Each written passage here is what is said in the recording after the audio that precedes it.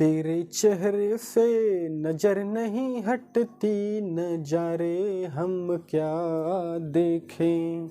जय हिंद मेरे प्यारे साथियों, कैसे हो आप सभी लोग। आशा करता हूं कि आप सभी लोग बहुत अच्छे होंगे। दोस्तों, भारतीय डाक विभाग यानी कि इंडिया पोस्ट ऑफिस जीडीएस की अगर मैं बात करूंगा तो तमाम प्रकार के मैंने वीडियोस बना रखा है। उसमें काफ़ी सारे बच्चे कुछ ना कुछ कमेंट जो है किया करते हैं, तो काफ़ी सारे कमेंट्स हैं जो कि मैं रीड कर रहा था, तो मुझे लगा कि इस पर एक वीडियो बना दिया जाए क्योंकि काफ़ी सारे बच्चे उन सवालों के जवाब जानना चाहते हैं। तो दोस्तों, यहाँ पर मैं विद्यार्थियों के द्वारा पूछा जाने वाला 7 प्रकार के सवाल यहाँ पे लिख रखा है, जिसका कि मैं बारी बारी से आपको जवाब दूंगा। जैसे कि सर ये बताइए कि सिलेक्टेड कैंडिडेट का ट्रेनिंग कब होगा, ज्वाइनिंग कब दिया जाता है, एम्प्लॉय आईडी क्या होता है, सैलरी कितनी मिलती है, और ये जो टारगेट होता है ये टारगेट क्या चीज़ है, उसको पूरा करना कैसे होता है, और अगर पूरा ना करें तो क्या होगा। इस प्रकार से तमाम प्रकार के सवाल कर रहे थे, तो मुझे लगा कि एक वीडियो को बना करके आपको जानकारी दे दिया जाए। तो दोस्तों आइए बिना समय गवाए वीडियो को स्टार्ट करते हैं। उससे पहले बस एक ही रिक्वेस्ट आपसे करना चाहूँगा कि चैनल पर अगर आप सभी लोग पहली बार या फिर नए हो ना, तो प्लीज़ यार चैनल को जरूर सब्सक्राइब कर लीजिएगा इसी प्रकार के गवर्नमेंट जॉब के मोर अपडेट के लिए। तो दोस्तों आइए बिना समय गवाए वीडियो को स्टार्ट करते हैं। इस लिस्ट में जो पहला सवाल है बच्चों के द्वारा पूछा गया, वो पूछ रहे थे कि सर ये बताइए कि सिलेक्टेड स्टूडेंट्स है उनका ट्रेनिंग कब दिया जाएगा। तो दोस्तों देखिए, ट्रेनिंग की अगर मैं बात करूंगा ना, तो जैसे कि 2 पोस्ट हैं एबीपीएम और बीपीएम। तो एबीपीएम की अगर मैं बात करूंगा तो 2 वीक का जो है ट्रेनिंग लिया जाता है। पहले वीक का जो ट्रेनिंग होता है वो थ्योरेटिकल होता है, और जो दूसरे वीक का ट्रेनिंग होगा वो होगा प्रैक्टिकली। ठीक है ना, ये मैंने एबीपीएम का आपको बता दिया है कि 2 वीक का ट्रेनिंग होगा। उसके अलावा अगर मैं बात करूंगा बीपीएम यानी कि ब्रांच पोस्ट मास्टर की, तो दोस्तों इसमें भी 2 वीक का जो है ट्रेनिंग पीरियड रखा जाता है, जिसमें कि सब ऑफिस 1 वीक जो है सब ऑफिस में आपका ट्रेनिंग होगा, और जो दूसरा वीक जो आपका ट्रेनिंग होगा वो हेड ऑफिस में। ठीक है ना, तो हेड ऑफिस और सब ऑफिस में ट्रेनिंग आपका होता है, वो भी बीपीएम का। ठीक है, उसके आगे बच्चे ये भी पूछ रहे थे कि सर ये बताइए कि ज्वाइनिंग जो है वो कब दिया जाता है, मतलब ज्वाइनिंग कब हो जाएगी। तो दोस्तों जैसे ही आप ये ट्रेनिंग पूरा कर लेंगे ना, उसके बाद जो है आपको तुरंत ज्वाइनिंग दे दिया जाता है। कहीं कहीं पे होता क्या है कि बाई पोस्ट के द्वारा भी ज्वाइनिंग दिया जाता है, तो ये लोकेशन पे डिपेंड करता है दोस्तों। कहीं कहीं पे तुरंत दे दिया जाता है ज्वाइनिंग लेटर, और कहीं कहीं होता क्या है कि बाई पोस्ट के द्वारा आपके घर पे ज्वाइनिंग लेटर भेजा जाता है। ठीक है ना, लेकिन उसके पहले क्या होता है आपका, एक होता है पुलिस वेरिफिकेशन। पुलिस वेरिफिकेशन करने के बाद में ही आपका ये ट्रेनिंग होता है, और उसके बाद आपको ज्वाइनिंग दिया जाएगा। ठीक है ना, तो पुलिस वेरिफिकेशन जो है वो बहुत ज़्यादा इंपॉर्टेंट है। उसके अलावा अगला सवाल ये है, दूसरा सवाल बच्चे ये कर रहे थे कि सर ये बताइए कि सैलरी जो है वो कब मिलती है अगर मेरी पोस्टिंग हो जाती है तो दोस्तों देखिए, जो आपकी जो सैलरी है ना वो डिपेंड करता है आपके एम्प्लॉय आईडी पे। यानी कि जितनी जल्दी आपकी एम्प्लॉय आईडी बनकर तैयार हो जाएगी उतनी जल्दी आपको सैलरी यहाँ पे दी जाएगी। लेकिन होता क्या है कि शुरुआत में जो बच्चे ज्वाइनिंग लेते हैं ना, उसमें जो एम्प्लॉय आईडी की अगर मैं बात करूँगा तो 2 से 3 महीने का समय लग जाता है एम्प्लॉय आईडी को ही बनाने में, क्योंकि इसमें थोड़ा सा जो प्रोसेस होता है और उस प्रोसेस को कंप्लीट करने में थोड़ा सा समय लगता है। क्या प्रोसेस है वो मैं अभी आपको बता देना चाहता हूं।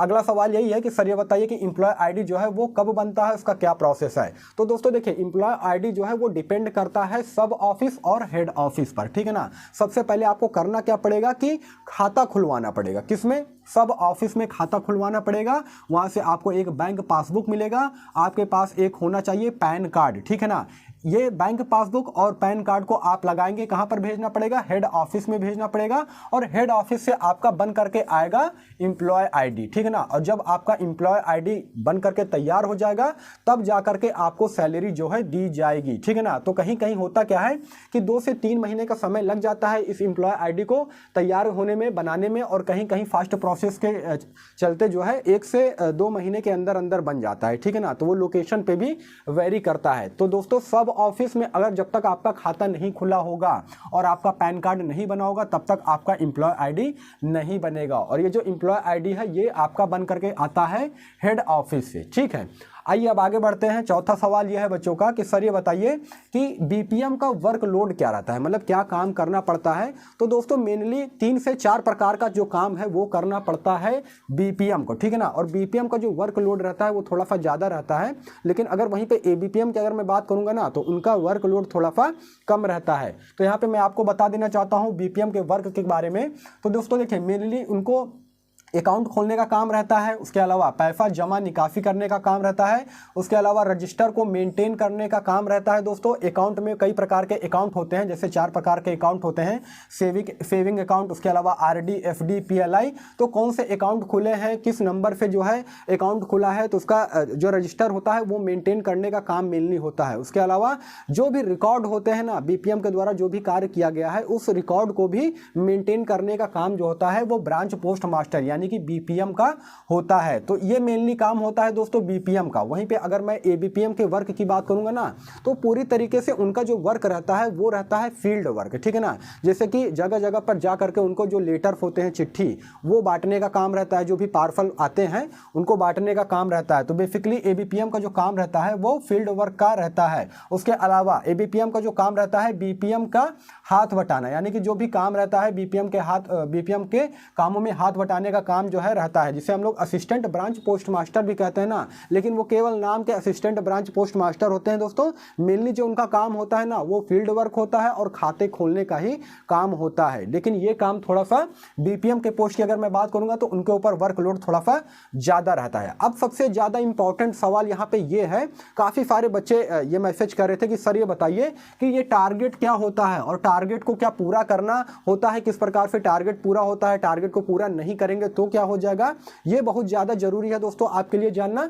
तो देखिए टारगेट की अगर मैं बात करूंगा ना दोस्तों, तो टारगेट जो है वो ऊपर से आता है, यानी कि हेड ऑफिस की तरफ से टारगेट आपको दिए जाते हैं। एबीपीएम और बीपीएम दोनों को टारगेट यहाँ पे मिलता है। जैसे कि अगर एक महीने में आपको सपोज दैट 50 टारगेट मिल गए, ठीक है ना, या फिर कभी कभी होता है कि 25 टारगेट मिल गए, तो इन टारगेट को आपको पूरा करना रहता है। कहने का मतलब ये है कि खाते जो है वो खोलना रहता है, अकाउंट खोलने पड़ते हैं। जैसा कि मैंने आपको बताया है 4 प्रकार के अकाउंट होते हैं, सेविंग्स अकाउंट, आरडी, एफडी और पीएलआई। इनमें से कौन से आप अकाउंट खोल रहे हैं, किस नंबर से अकाउंट खोले हैं, है ना, ट्रांजैक्शन कितना हुआ है, ये सारा सब कुछ जो है करना पड़ता है। ये टारगेट के अंतर्गत में ही आता है। लेकिन यहाँ पे देखिए कंपलसरी नहीं है कि जितने भी टारगेट हेड ऑफिस से आए हैं वे सारे के सारे पूरे हो जाएं। अगर आपने टारगेट को पूरा नहीं भी कर पाया ना तो उसमें किसी प्रकार की कोई दिक्कत नहीं है। लेकिन अगर 30-35 अगर टारगेट आ रहे हैं तो 3-4-5 टारगेट तो आपको पूरा करना ही पड़ेगा ना। मतलब आपको ये दिखाना पड़ेगा कि हाँ मैं काम कर रहा हूँ। हालांकि ऊपर से प्रेशर रहता है कि आपको जितने टारगेट दिया जाए उस टारगेट को आपको समय पे पूरा करना रहता है। लेकिन कोई भी वहाँ पे टारगेट को पूरा नहीं कर पाता है दोस्तों। लेकिन इसका मतलब ये भी नहीं है कि हाथ पे हाथ धरे बैठ जाए, ठीक है ना। कम से कम आपको ये दिखाना रहेगा कि मैंने कुछ काम किया है। मतलब 3-4 अकाउंट जो है आपको खोलने रहेंगे। और अगर नहीं खोल पाते हैं तो उसमें ऐसा कोई दिक्कत नहीं होता है, लेकिन ऊपर से जो है प्रेशर देते हैं, ठीक है ना। कहीं कभी कभी क्या होता है कि अगर एक भी खाते नहीं खोल पाए तो 1-2 महीने की सैलरी आपको रोक लिया जाता है, ब्रेक कर दिया जाता है। लेकिन वो सैलरी आपको अगले महीने में आपको दिया जाएगा। लेकिन प्रेफराइज करने का थोड़ा सा काम किया जाता है ताकि आप जो है खाते खोल सकें और आप काम करते रहें, ठीक है। तो ये सारी चीज़ें होती हैं। अगर टारगेट ना पूरा हो पाए तो यही सारी चीज़ें होती हैं दोस्तों। अब सबसे इंपॉर्टेंट बात ये आती है कि सर ये बताइए कि एबीपीएम और बीपीएम को सैलरी कितनी दी जाती है, डीए कितना मिलता है, उसके अलावा कौन कौन से अलाउंस जो है यहाँ पे दिया जाता है। तो ये चीज़ बहुत ज़्यादा जरूरी है आपको जानने के लिए। तो सैलरी की अगर मैं बात करूँगा, सबसे पहले एबीपीएम की मैं बात कर लेता हूँ, सॉरी एबीपीएम की नहीं, सबसे पहले मैं बीपीएम की बात कर लेता हूँ दोस्तों, ब्रांच पोस्ट मास्टर की। तो देखिए 12,000 जो होता है वो बेसिक पे होता है, ठीक है ना। बेसिक पे जो होता है वो 12,000 होता है। उसके अलावा 42% डीए यानी कि डियरनेस अलाउंस जो है मिलता है, जिसे 3720 रुपए, ठीक है ना। अगर इसे हम काउंट करेंगे तो 3720 रुपए जो है वो डियरनेस अलाउंस मिलेंगे। और ये जो 500 रुपए दिया जाता है वो दिया जाता है ऑफिस मैनेजमेंट के लिए, ठीक है ना। तो कुल मिलाकर के अगर बीपीएम की सैलरी की मैं बात करूंगा तो 16,220 रुपए आपको इन हैंड सैलरी दी जाएगी, आपके अकाउंट में ट्रांसफर होगा। उसके अलावा अगर मैं बात करूंगा असिस्टेंट ब्रांच पोस्ट मास्टर की सैलरी के बारे में, तो जो बेसिक पे आपको दिया जाता है वो 10,000 मिलता है। उसके अलावा 42% का डीए यानी कि जो डियरनेस अलाउंस होता है 42% मिलता है। उसके अलावा आपको जो है साइकिल अलाउंस हो गया। उसके अलावा दोस्तों ये जो स्टेशनरी चार्जेस हो गए ये सब भी आपको दिया जाता है। तो कुल मिला के जो आपका सैलरी इन हैंड आपको दिया जाएगा वो दिया जाएगा 13,000 के समथिंग में। ये मैंने आपको बता दिया है एबीपीएम की सैलरी। तो इतना ही सैलरी आपको दिया जाता है। अब यहाँ पे काफ़ी सारे बच्चे ये कहेंगे कि सैलरी बहुत कम दिया जाता है सर। तो देखिए यहाँ पे दोस्तों आपका जो वर्क रहता है ना वो मात्र 3 से 4 घंटे का रहता है, ठीक है ना। सॉरी 4 से 5 घंटे का जो है आपका वर्क रहता है दोस्तों, आपका कोई 8 घंटे का वर्क नहीं रहता है। और दूसरी चीज़ मैंने आपको पहले भी बता दिया है कि इसमें जो आप काम कर रहे हैं ना भारतीय डाक विभाग में, तो यहाँ पे आपको एक सेंट्रल गवर्नमेंट की वैकेंसी जरूर है, लेकिन आपको सेंट्रल गवर्नमेंट के कर्मचारी का दर्जा नहीं दिया जाता है क्योंकि ये चतुर्थ श्रेणी की वैकेंसी है। हाँ, इसी के अलावा अगर आप MTS मेल गार्ड पोस्टमैन के अगर पद पे सिलेक्टेड होते हैं तो उसमें आपको सेंट्रल गवर्नमेंट की सुविधाएं भी दी जाएंगी, सेंट्रल गवर्नमेंट के कर्मचारी का आपको दर्जा भी दिया जाएगा और अच्छी खासी सैलरी भी दिया जाएगा। काफ़ी सारे बच्चे ये भी कह रहे थे कि सर ये बताइए कि जो नई वैकेंसी है भारतीय डाक विभाग में वो कब आएगी। तो दोस्तों मैं आपको बता दे रहा हूं, जो नई वैकेंसी है ना भारतीय डाक विभाग में, वो आपको देखने को मिलेगा जनवरी 2024 के लास्ट में, ठीक है ना। उसके पीछे रीजन है क्योंकि अभी आपको मालूम है कि ऑलरेडी 2 वैकेंसी का सिलेक्शन प्रोसेस चल रहा है। एक शेड्यूल सेकंड का जिसमें कि 30,041 पोस्ट पे भर्ती आई हुई थी, उसके अलावा एक और भर्ती चल रही है जो कि भारतीय डाक विभाग के ग्रुप सी में भर्ती आई हुई है जिसमें कि 1899 पोस्ट पे भर्ती आई है। हालांकि उसमें वही बच्चे अप्लाई कर सकते हैं जो कि स्पोर्ट्स कोटा के अंतर्गत आते हैं, यानी कि जिनके पास जो स्पोर्ट के सर्टिफिकेट है वही बच्चे अप्लाई कर पाएंगे, ठीक है ना। तो ये सारी चीज़ें हैं। तो दोस्तों यही सारा सब कुछ जानकारी देना था। देखिए बस एक ही रिक्वेस्ट आपसे करना चाहूँगा कि इसके अलावा काफ़ी सारी वैकेंसीज जो है वर्तमान समय में चल रहा है दोस्तों। आज ही मैंने बनाया है टॉप 6 गवर्नमेंट वैकेंसीज, ठीक है ना, उस पर मैंने वीडियो बनाया है, वो वीडियो जाकर के आप लोग देखिए। उसमें अगर आप 10वीं पास हैं, 12वीं पास हैं, ग्रेजुएशन किए हैं तो आप इसमें अप्लाई कर सकते हैं। मेरा कहने का मतलब ये है ना कि देखिए यार आप लोग GDS के पीछे इतना ज़्यादा पागल मत होइए, ठीक है ना, क्योंकि यहाँ पे जानते हैं काफ़ी सारी देखिए दिक्कतें हैं। आप खुद देख रहे हो कट ऑफ कितना हाई जाता है, सैलरी भी आपको कम दिया जा रहा है, ठीक है ना, सेंट्रल गवर्नमेंट के कर्मचारी का आपको दर्जा नहीं दिया जा रहा है, लेकिन फिर भी बच्चे पता नहीं इसके पीछे इतना ज़्यादा पागल क्यों है। मैं कहता हूँ SSC GD में 26,000 से ज़्यादा पदों पर भर्ती आई है, उसमें अप्लाई कीजिए। एम्स में भर्ती चल रही है, उसमें अप्लाई करिए।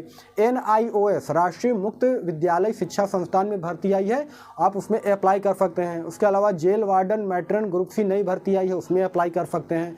मतलब काफ़ी सारी भर्तियां आई हुई हैं दोस्तों। आप मेरे वीडियो वाले सेक्शन पे जाइएगा, तमाम प्रकार के वीडियोस वहां दिख जाएंगे जिसका ऑनलाइन आवेदन अभी चल रहा है, और अप्लाई का लिंक मैं टेलीग्राम चैनल पे भी डाल देता हूं।